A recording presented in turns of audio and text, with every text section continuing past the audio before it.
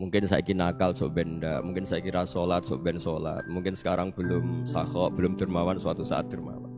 Barokahnya itu kefasikan ini dianggap sementara.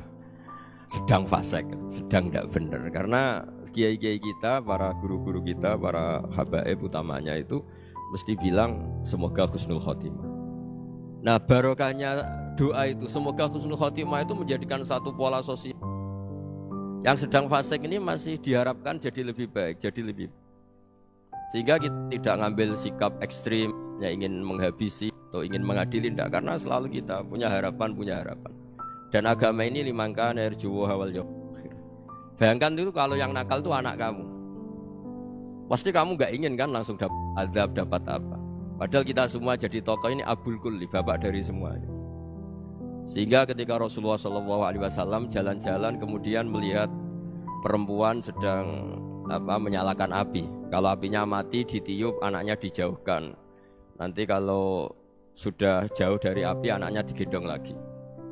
Terus kata Rasulullah, matur ke semua sahabat, Aro'aitum anna hadih tarihatan waladaha alan nar. Apa kamu berpendapat bahwa perempuan ini akan melemparkan anaknya ke neraka? Tidak ya Rasulullah. Tidak akan seorang ibu melemparkan anaknya ke api. Terus kata Rasulullah, Allahu arhamu min hadih biwaladiha. Allah lebih rahman, lebih rahim dibanding orang tua ini kepada anaknya. Ini yang harus kita kenalkan terus, kita kampanyakan terus, supaya orang hubungannya dengan Allah itu nyaman, asik. Sehingga dengan demikian selalu ada harapan bahwa yang sedang nakal ini suatu saat tobat. Kita tidak boleh menghukumi pasti begini, pasti gini, itu tidak wilayah kita. Itu juga yang dicontohkan Rasulullah SAW. Secara lahir Nabi itu nggak berkenan sama Wahsy, karena Wahsy itu salahnya salah fatal karena membunuh ahabban nasi ila Rasulillah, yaitu membunuh Sayyid Hamzah. Jadi ketika Wahsy tobat, Nabi itu terima tobatnya.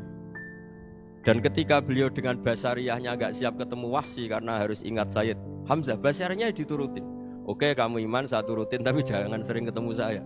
Karena kalau ketemu kamu, saya masih ingat sama paman saya Sayyid Hamzah. Kita bisa ngelola seperti itu. Kita tidak cocok sama orang, bagaimanapun mereka umat Rasulullah SAW, kita tetap mencintai mereka. Misalnya kalau beda agama, mereka sama-sama orang Indonesia, kita mencintai mereka atas nama warga Indonesia. Dan itu kita bisa memanage seperti itu tuh bisa. Saya berkali-kali cerita tentang Imam Syafi'i. Kalau dikasih tahu ya Imam Aba Abdillah, panggilannya Imam Syafi'i, tetangga anda ini ternyata banyak yang nggak senang anda.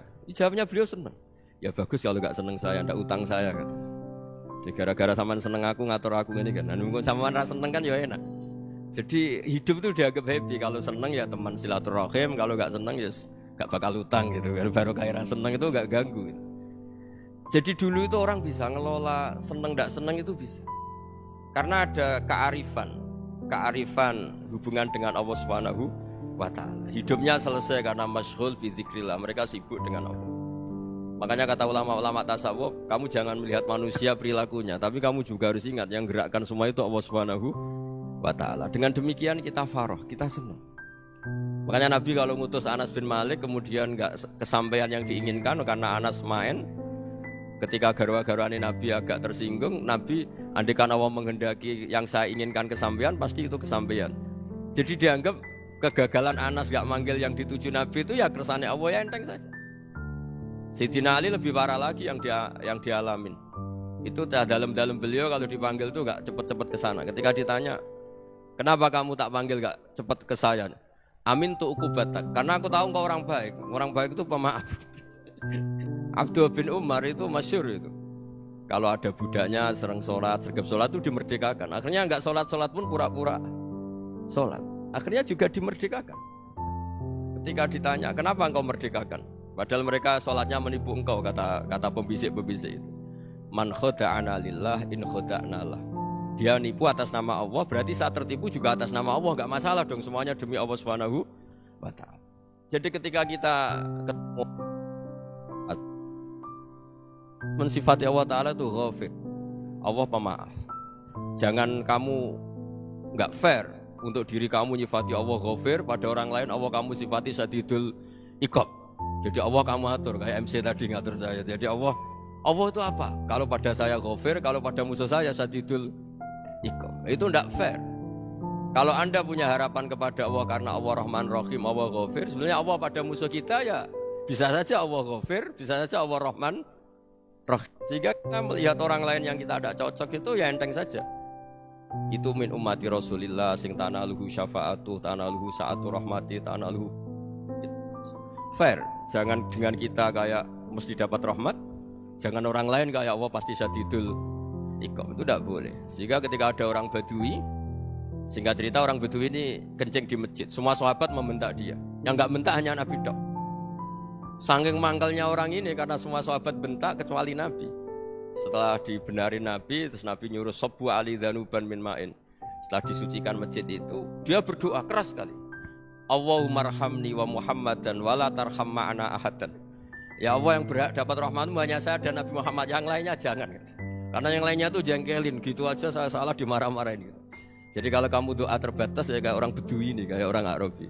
Apa kata Nabi? Laqad tahajjarta wasi'an. Allah yang rahmatnya luas menjadi kamu sempitkan.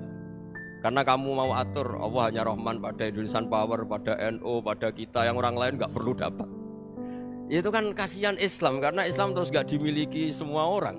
Allah gak dimiliki semua orang, Rasulullah gak dimiliki semua orang, karena dipek NU, dipek ormas tertentu, dipek, gak boleh seperti itu. Gak boleh takhasyar tawasian, kata Nabi, gak boleh mempersempit zat yang rahmatnya itu luas.